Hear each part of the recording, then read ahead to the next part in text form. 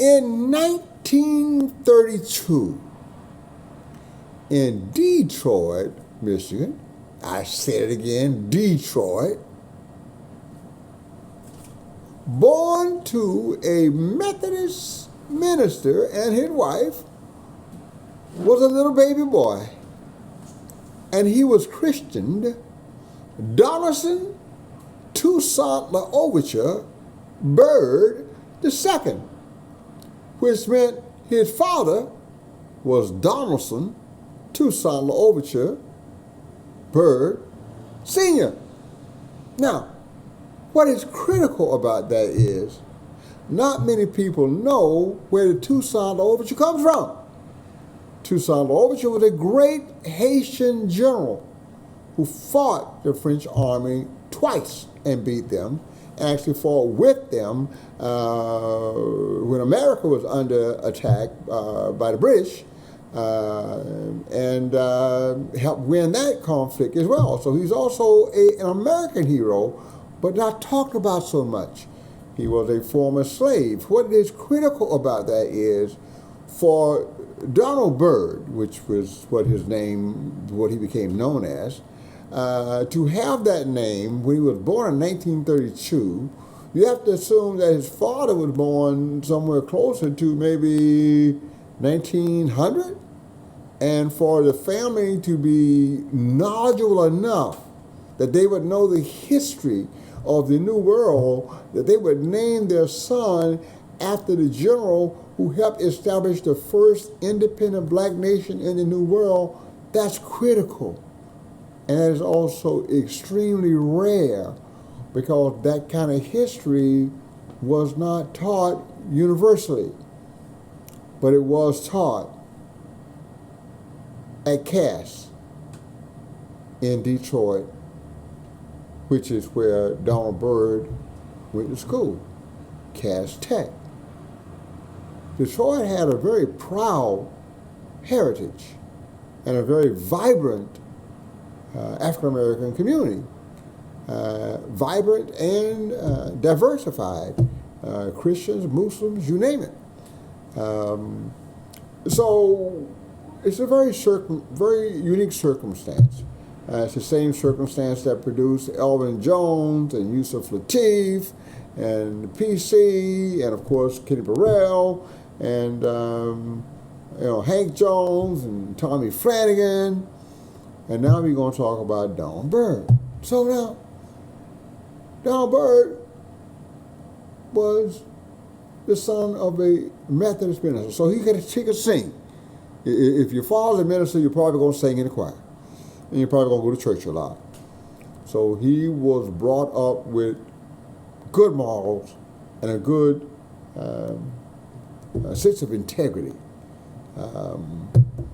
upright, we call this kind of upbringing.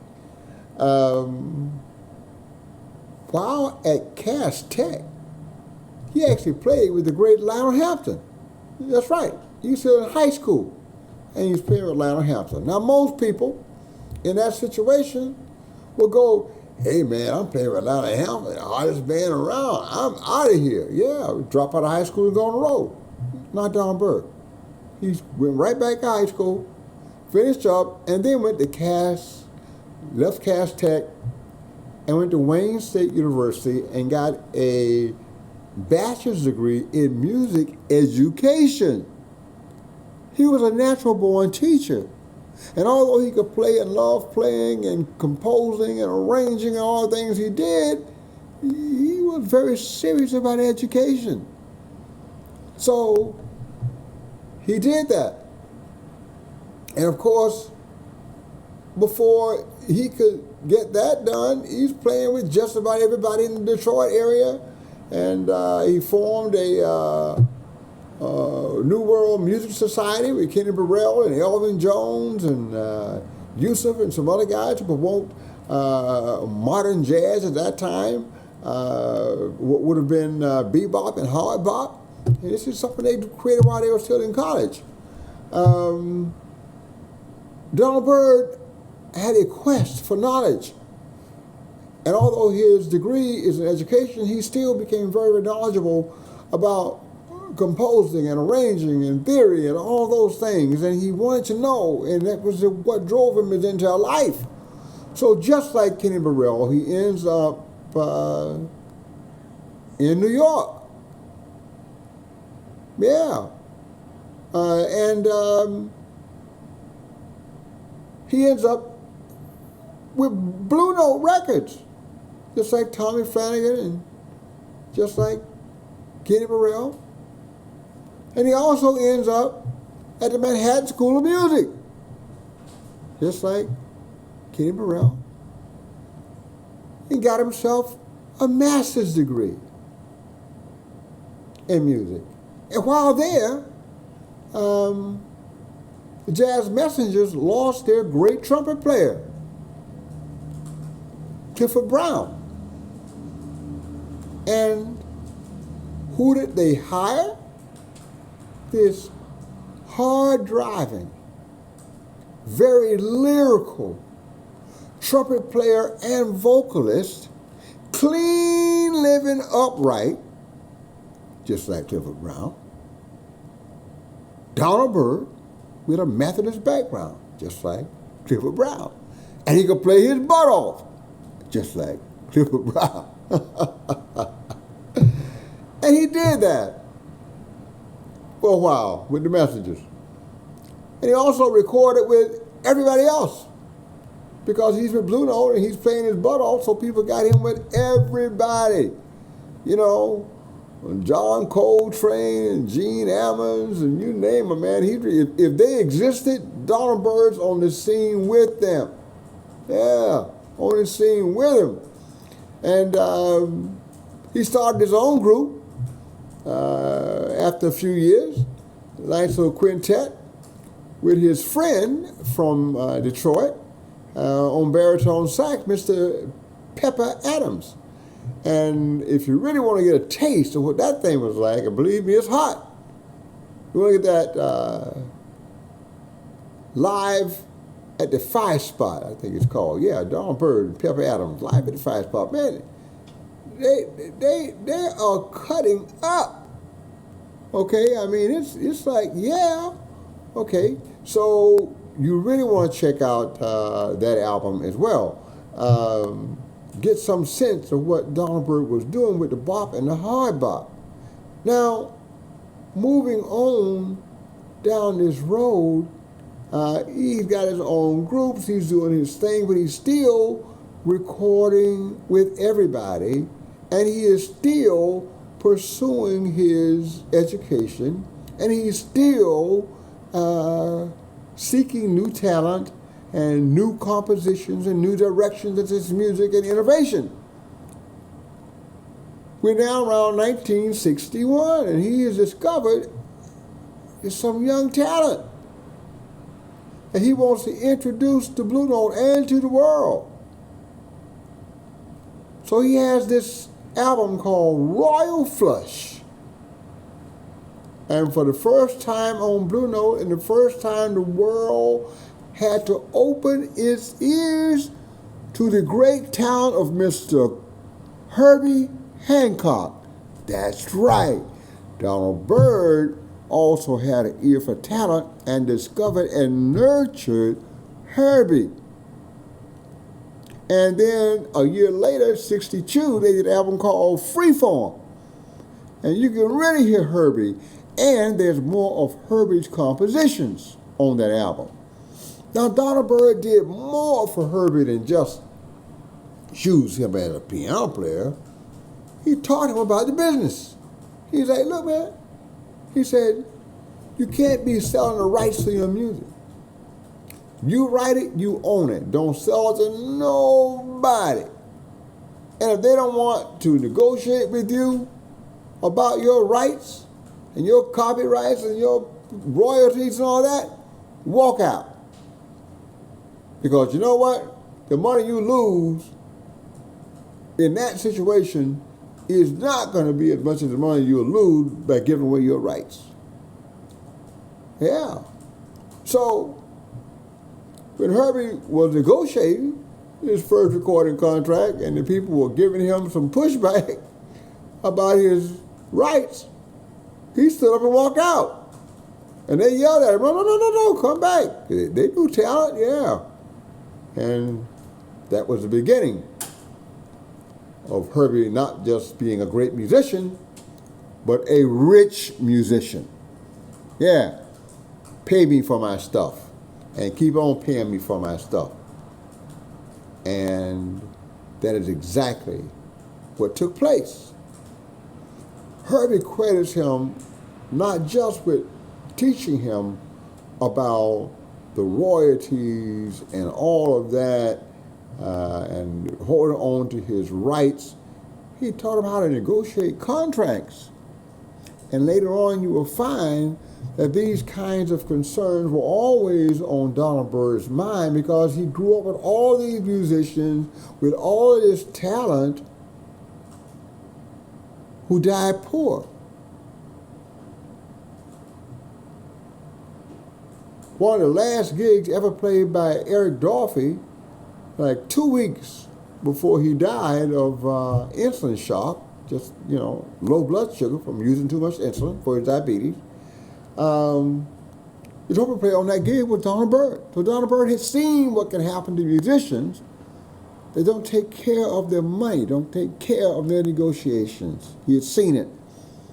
And it broke his heart. He wanted to make sure that he informed, educated.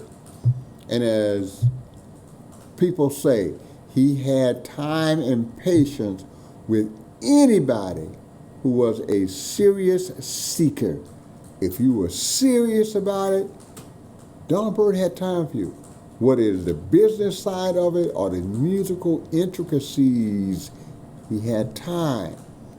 He was true to his African American roots. He was true to his religious roots and his vocal background and all of that. And that will be manifested a little bit later. Because you see, he is going to end up in the 70s starting to teach. And somewhere around 73, he's going to be teaching down at Howard University, where he's going to encounter the Mizell brothers. And they are going to do something new. Because you see, Donald Byrd had his ear to the ground. And somewhere around 1968, 69, he could see that the winds were changing. The acoustic jazz, the hard bop was not generating the excitement it had, and this new electric funk thing, this new fusion thing was taking over. And Donald Byrd went, I hear my train a coming. Okay, what we gonna do? By 73, he's at Howard. There's young students there who are in the mix with the new thing. They're the Mizell brothers, who are producers and musicians themselves. And they produced a recording for him called Blackbird. It became Blue Note's biggest selling album of all time. 1973, Blackbird, 1973, Blackbird, 2 words. The group will come up later. Sold over 1 million albums. Kept Blue Note Records afloat for a long time. Yeah, but he didn't stop there. At the same time the Mizell brothers are working with him on his stuff, he's working with a group of students that will eventually become known as the Blackbirds. Yeah, and they're working on some stuff. At the same time, he's continuing his stuff with Street Lady is another album, and Stepping Into Tomorrow is another album. But with those Blackbirds, he wants them to be in the clubs, dance music, disco, funk, R&B. And were they ever? Oh yeah. Happy Music was the first hit. Everyone loved it because it was happy music.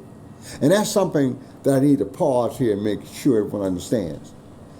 Every note that Donald Byrd ever played was played with great joy. You listen to his music and you're going to get that spiritual joy that comes through every note he plays. Yeah. Joyful music makes you feel good just because. You know, that's him. That's like they say, greens in the chicken shack, baby. That's what he's all about. With some sweet potato pie. Donald Byrd, baby, he kept it real. So those blackbirds, happy music. Rock Creek Park, Walking in Rhythm. These were big, major hits, not just on the R&B side, but on the pop side. Because you see, when you have all the musical acumen of a Donald Byrd, you can do hip-hop or pre-hip-hop. You can do acid jazz or pre-acid jazz. You can do smooth jazz or pre-smooth jazz exceedingly well. And he did. And it is in this period that his gospel roots start to come through, because he starts to do things with what sounds like gospel choirs in the mix with his jazz. So we're trying to mix the influences in our culture. And once again, because he was such an educated man, he knew exactly how to combine these things successfully. He's one of the few jazz musicians who could do rhythm and blues and fusion and the new electric thing and even disco, as you will find out later, better than anybody else, because he had such strong musical roots. Oh yeah. Now, while at Howard, he decided that he would study law.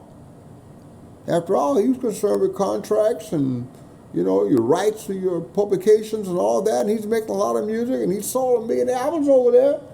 And those boys that do know he needs to get paid. So by 1976, he has his JD. He's a lawyer.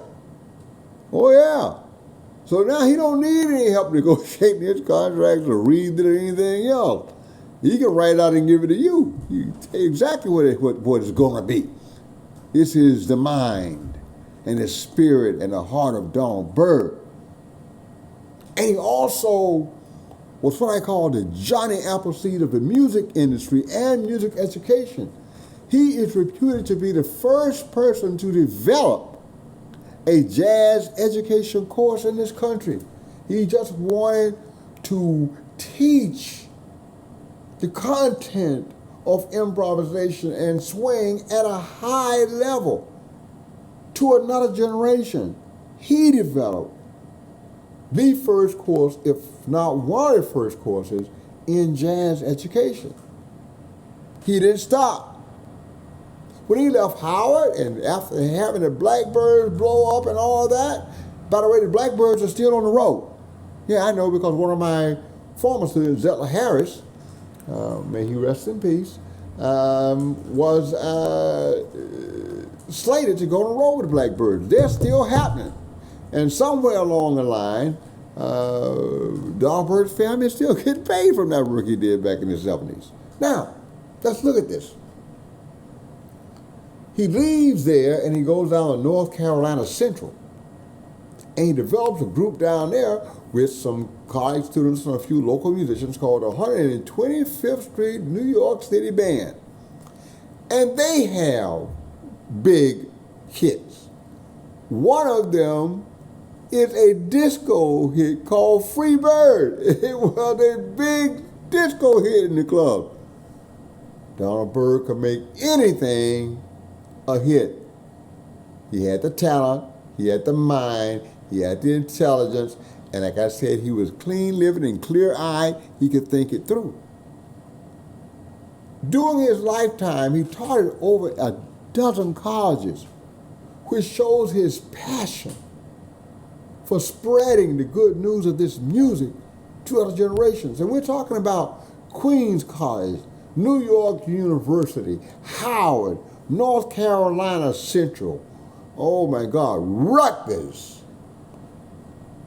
Oberlin. Oh yeah, Delaware State. Some of these are what we call regular institutions, and some of these are HBCUs, predominantly black institutions, like Hampton University. He taught there. And Howard, he taught there. And North Carolina Central, he taught there. And Delaware, he was his last job at Delaware 2006 or so. He was artist in residence. He loved it so much at Delaware State that he even established a scholarship in his name to help kids who had less support what they needed. And since Delaware State has satellite campuses in D.C. and in Georgetown, he was able to pull some of the kids from the worst neighborhoods in D.C.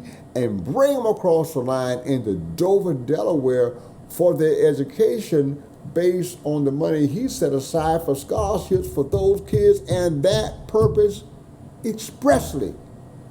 That's who Donald Byrd was. Oh, did I tell you he could play his butt off too? Yeah, he could play his butt off too. 12 different colleges. Yeah. He also got a Jazz Master Award from National Endowment of the Arts, the highest level award we offer. Like a lot of musicians that worked out of New York City, he made his home in Teaneck, New Jersey. A very nice area just across the bridge off I-4 there. My uncle actually lived in Teaneck with his family. So it was common to see all these great jazz artists, Cannonball and those people, even the Isley Brothers, they all lived in this place in either Teaneck or Inglewood. Donald Byrd died, I think, 2013. And when he died, he was doing what he always wanted to do with students.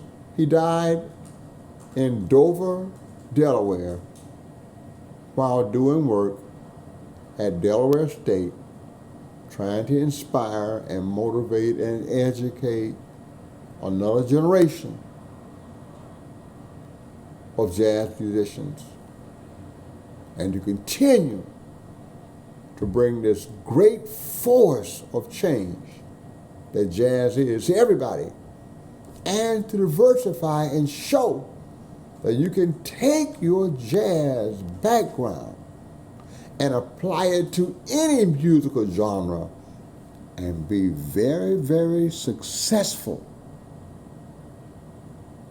Donald Byrd, an icon, as a trumpeter, as a vocalist, as a composer, an arranger, as an innovator, as an educator, and as a human being. Go listen to some Byrd, Donald Byrd, B-Y-R-D, and bless yourself with some happiness. Thank you very much.